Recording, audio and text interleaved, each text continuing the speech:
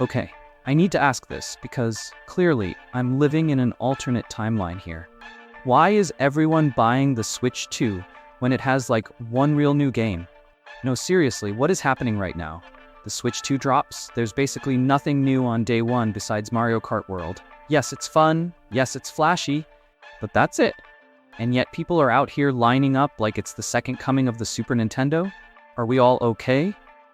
Let's talk about it, because this feels like one of those moments where the Nintendo brainwashing machine is operating at full power. Let's just rip the band-aid off. Mario Kart World is the only big new exclusive at launch. Let me repeat that for the people in the back. 1. Dame. And you want to know the wildest part? It's not even some revolutionary new franchise. It's Mario Kart again. Yeah, it's got online tournaments, open-world pit stops, and all that jazz. But come on. You're telling me this is worth $450? That's the price of entry for what's basically a glorified kart racer with ray tracing. You don't get a new Zelda, no new 3D Mario, Metroid Prime 4, still a ghost. Nintendo really just said, here's Mario Kart, shut up and give us your money. And guess what? People did. They did. Now here's the part where it gets spicy. Nintendo has one of the most loyal fan bases in gaming, and that's not always a good thing. I get it. Nostalgia is powerful. But this blind loyalty, it's starting to feel more like Stockholm Syndrome. They could launch a toaster with a Triforce logo on it, and people would still pre-order it. Bro, it toasts in Hyrulean symbols. Worth it.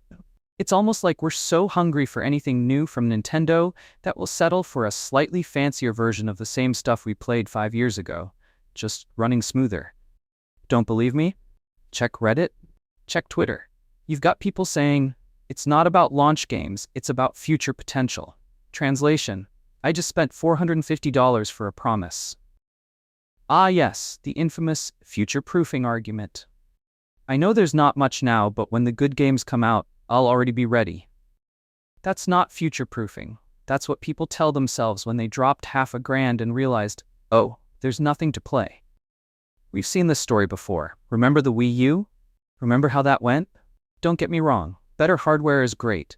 Backward compatibility is nice. But if you're gonna launch a next-gen system, give people a reason to care beyond a tech spec sheet.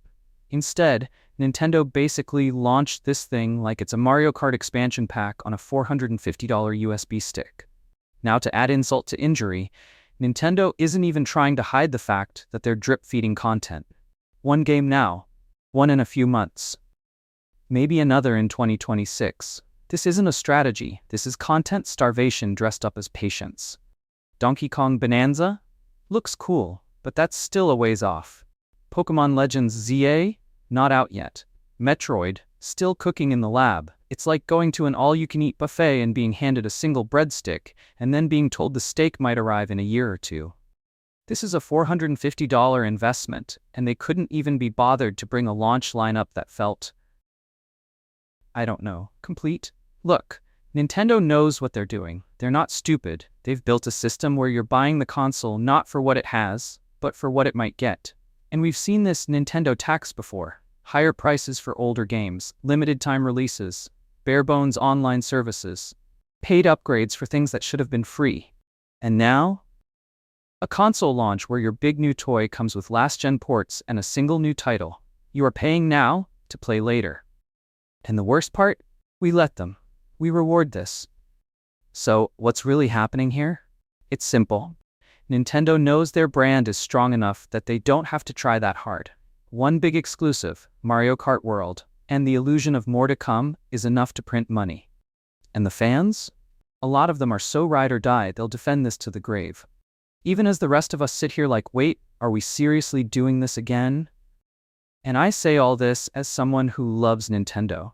I grew up on this stuff. But you can't keep slapping a shiny new shell on old content and calling it a revolution. We deserve more. And if people actually waited, if we didn't all jump on day one with wallets open, maybe Nintendo would feel pressure to actually deliver. But instead they're sitting there like, oh, you bought 5 million units in a week? Cool. Guess we don't have to rush Metroid Prime 4 after all. So yeah, one game, one system, hundreds of dollars, and millions of buyers. Is the Switch 2 worth it? Maybe, but not because of what it is right now. It's worth it because Nintendo knows they can promise more and people will show up anyway. But maybe it's time we stopped letting them get away with that. Let me know your thoughts down in the comments. Did you buy the Switch 2 already? Are you waiting for a better lineup? Or are you just burned out on Nintendo's rinse and repeat routine? Either way, hit that like button, subscribe for more spicy rants, and I'll see you in the next one.